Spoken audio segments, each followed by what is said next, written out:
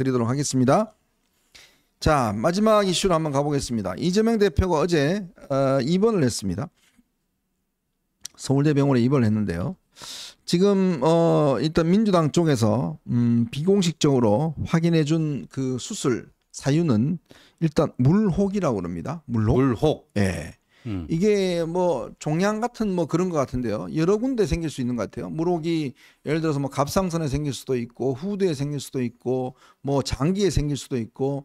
근데 이게 이제 물혹이라는 게 제가 알아보니까 이게 이제 그 계속 관찰을 하잖아요. 네. 관찰하는데 이게 만약에 계속 커지면 수술해야 돼요. 이게 만약 안에 터지면 굉장히 이제 문제가 되기 때문에 네. 이걸 터지지 않고 만약 이게 크기가 안 커진다. 그러면 수술을 별로 할 필요가 없어요. 근데 네. 이게 점점 커진다 그러면 수술을 해야 된대요. 그 물혹이 어느 부위에 있는 거에 따라 또 다른 거예요. 네, 그렇죠. 네. 물혹이 어느 부위인데 이제 문제는 아마 제가 추정컨대는 지난번 이제 이게 테러 당했을 때 피습됐을 때 그 뭐 MRI 같은 거 찍었을 때 그건 목 부위인가요? 우리 이거를 두경부라고 그러는데 두경부. 이 머리 부분과 목 부분은 두경부인데 여기에 보면 이제 여기 갑상선이 있고요. 또 뭐 후두가 있고요. 후두. 뭐 등등 이제 여기에 이제 있는데 이쪽이 꽤 민감한 부분이라고 그래요. 수술을 할 때는. 네. 물론 뭐 이 일주일 정도 삼았으니까 뭐 그렇게 하진 않을 텐데 일단은 뭐 수술에 들어갔는데 어제 페이스북에 이런 글을 하나 올렸습니다. 대북 송금 사건의 전술 조작에 대장동 사건 녹취록 조작하는 정치검찰, 공선법 상국에는 공문서 조작까지 했다. 뭐 이런 글을 올리면서 이제 이 뭐라고 단결해야 된다. 뭐 내부 갈등에 힘을 빼지 말자. 이런 이야기했어요. 우리 안에 작은 차이로 내부 갈등의 대립과 힘을 빼지 말자. 뭐 이런 이야기를 했다는데 사실 어제는 대통령 기자회견을 했기 때문에 네. 이거에 대한 입장을 내야 되는데 왜 갑자기 내부의 갈등에 힘을 빼지 말자 이야기를 했을까요? 아니 혹시라도 다음 주 16일이 이제 국회의장 선출을 하지 않습니까? 네네. 민주당 의원총회에서 그걸로 인해서 자신은 지금 제일 걱정하고 있는 게 뭐죠? 이화영 6월 7일 1심 선고 공판에서 이화영이 대북 불법 송금 부분 그 유죄가 나오면 그 다음 화살이 자기한테 돌아오는데 그걸 어떻게든지 좀 이렇게 방어해야 되는데 이 국회의장 뭐 이런 뭐 서로 내부 경쟁하다가 이게 뭐 되고 그러면 안 된다. 뭐 그런 높아심에서 지금 얘기한 게 아닌가. 그렇게 볼 수밖에 없겠죠. 근데 어쨌건 이제 본인이 들어가기 전에 사실상 추미애 쪽으로 상당히 무게를 실어 주었다는 이야기가 있습니다. 어제 제가 말씀드렸듯이.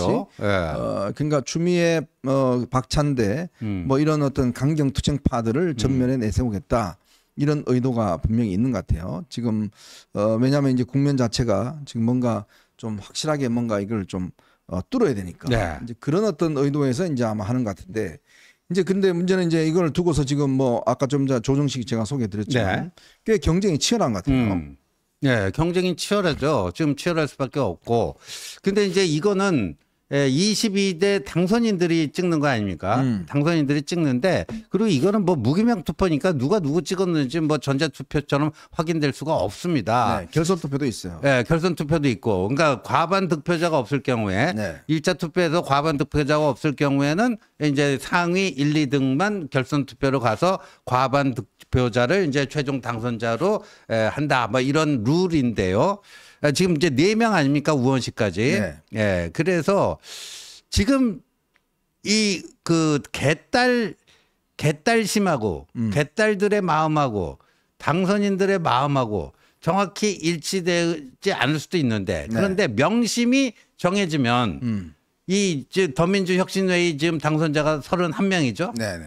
31명이죠. 31명이면 저는 명심이 정해지면 그대로 간다고 보는데 근데 어제 이제 그 우리 현정님의 정보에 의하면은 명심이 추미애 쪽으로 갔다 그러면 추미애 아닌 쪽에서 이제 뭐 좀 서운해하거나 뭐 이런 것들이 일어날 수 있지 않을까요? 그래서 오늘 이 아까 제가 소개해드렸던 그런 글이 조정식이 그런 사진을 올린 거예요. 그러니까 이제 내가 더 강하게 투쟁할 수 있다. 지금 이제 제가 알기로 추미애가 자기 대선 안 나간다. 자기 그리고 이재명이 했던 처분적 법률 뭐 이런 거 엄청 세게 자기 통과시키겠다. 25만 원 반드시 통과시키겠다. 뭐 이런 약속을 했다는 거예요. 그러니까 이재명 입장에서는 그런 좀 이 돌파력 있는 사람, 좀 또라이끼가 있는 사람, 네. 이게 이제 필요한 거예요. 그렇죠. 자, 그러다 보니 지금 추미애한테 지금 힘을 실은 거예요. 근데 이제 지금 조정식이 거기에 하니까 이거 아닌데 하니까 내가 더 세게 나갈 수 있어. 라고 지금 이제 저는 사진들 올리고 있는 거 아니겠습니까? 아니 뭐 조정식도 뭐 저 86 운동권 출신이니까 과격한데 겉으로 이제 보여지는 인상이라든가 말투라든가 이렇게 좀 비교적 그쪽 86 정청래나 이렇게 비교해 보면 상당히 좀 점잖게 보이죠. 예, 상대적으로. 참모형이죠. 근데 나한테도 이런 야성미가 있다라는 걸 지금 보여주고 있는데 참 가관입니다. 예, 국회의장 되겠다는 자가 저렇게 동물국회 시절에 본인의 폭력적 활약상을 가지고 선거운동을 하고 있으니, 그리고 22대 민주당 당선인들이 의원회관 입주도 하기 전에 텐트 치고 농성부터 하고 있고요. 예. 그것도 진짜 진상규명이 아니라 대통령 탄핵을 위해서 저러고 있다. 예. 이게 지금 22대 국회 아직 정식 시작도 안 됐지만 22대 국회의 민낯입니다. 예. 저는요, 일단 이재명 대표가 우리나라 공인 중에 공인 아니겠습니까? 제1야당의 대표고 국회 다수당의 대표입니다. 유력한 뭐 자기 대권주자죠. 그렇다면 저는 이 건강 정보를 공개해야 된다고 봐요. 그러니까요. 뭐 대통령도 예를 들어서 뭐 수술하고 할 때는 이제 이게 국민들한테 공개가 되지 않습니까? 그러면 이것도 그냥 비공개적으로 할 게 아니라 자, 공개적으로 어떤 것이고 어떤 수술을 받고 어떤 걸 한다라는 걸 저는 공개하는 게 이건 공인으로서 당연히 국민 앞에 해야 될 일이다. 그렇죠. 자, 그렇기 때문에 이게 쉬쉬할 문제가 아닌 것 같습니다. 그러다 보니까 뭐 오만 소문이 다 돌아요. 뭐 여러 가지 소문이 많이 돌고 있습니다. 그러니까 이것 자체, 그리고 또 민주당이 워낙 이재명 1인 정당이다 보니까 네. 혼자 정당이다 보니까 굉장히 의원들이 거기에 관심이 많은 것 같아요. 왜냐하면 북한도 김정은이가 예를 들어서 그렇죠. 뭐 아프다고 그러면 뭐 난리가 나지 않습니까? 난리가 났죠. 왜냐하면 이제 1인 체제니까. 지금 민주당이 저렇게 1인 체제가 되다 보니 지금 이재명이 도대체 어떤 병을 앓고 있는지 뭐 이거에 대한 지금 당내 관심들이 굉장히 높아요. 그렇죠. 네. 그 1980몇 년인가 북한의 그 김정은의 아버지 김정일이가 말 타다가 한번 그 낙상한 적이 있거든요. 네. 낙마를 한 적이 있어갖고 그래가지고 그때 무슨 뭐 거품 물고 병원에 실려갔다 해갖고 북한의 그 최고위층들이 거기에 초긴장해갖고 김정일이 어떻게 되는가 그랬는데 그 지금 비슷한 현상이네요. 네네. 비슷한 현상. 예. 하여튼 그런 것 같습니다.